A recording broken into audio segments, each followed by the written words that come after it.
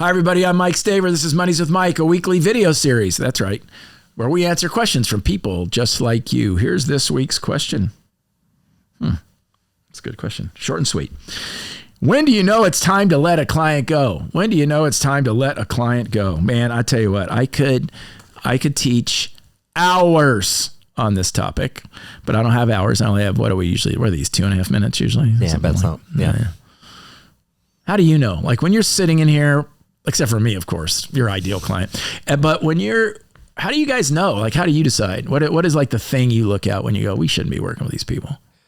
When it's not mutually beneficial anymore. Okay. When it's one side is out. So if you're dumping a ton of effort or resources into one client and you're not getting a return very much back on that, it might be time to think about doing that. Yeah, I love this idea of investment. This is such a great point. Yeah, I completely agree with Marty. If you're investing significant amounts of energy over time, not one time, because clients are going to require more energy sometimes than others, right?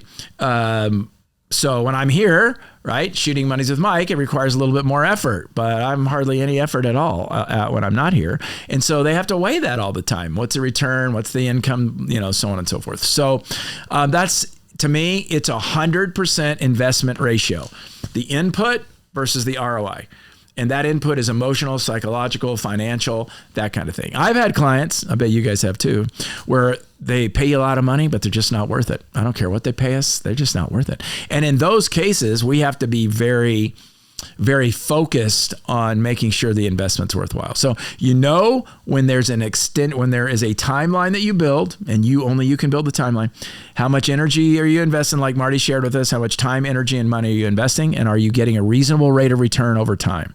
If not, it's either time to have the conversation and change the relationship or let the client go.